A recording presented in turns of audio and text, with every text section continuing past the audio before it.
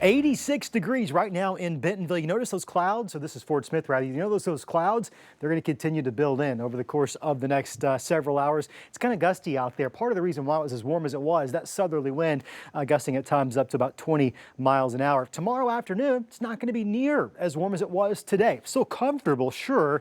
Upper 60s, you got some low 70s out there. We'll have more cloud cover, and we're going to have some rain tomorrow. Now, I don't know if it's going to be a whole lot of rain, not what we need, but certainly a step in the right direction. Let's track it together. This is 7 o'clock tomorrow morning. We've got spotty showers out there, generally south of I-40. It's going to take most of the morning before we see any of those showers make it into northwest Arkansas, but by 10 o'clock tomorrow morning, the River Valley south of I-40 certainly seeing numerous showers. Most of it's light, but at times you're going to find a pocket of some more moderate rainfall.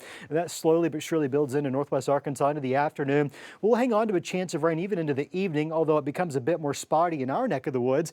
Stays a bit more widespread off into parts of central Arkansas. By 9 o'clock tomorrow night, a lot of us are wrapping things up, but there might be a stray sprinkle or two out there with temperatures dropping off into the 50s and 60s. Let's talk about this weekend's forecast. This is going to be Saturday morning. Showers in central and eastern Arkansas as a warm front lifts through the area. We might have a couple of spotty showers first thing in the day. I know you see a lot of green there. Chances about 20%. The really interesting thing that we're going to have to watch is going to be Saturday night into Sunday. We've been talking about that conditional potential of some severe storms. What we mean by conditional is it is a boom or a bust situation. We'll have a dry line moving into the area. That dry line could be the focal point, could be the spark that some of these storms need. And you see some of those do begin to develop out on that dry line late Saturday night, really into Sunday morning. Technically, right now, my data suggests a lot of that is going to move into southeast Kansas and Missouri. That's okay. That means we avoid the bulk of that activity. Don't put a lot of confidence in the exact placement of those storms. We're going to have to watch to see what all fires, if anything at all, along that dry line.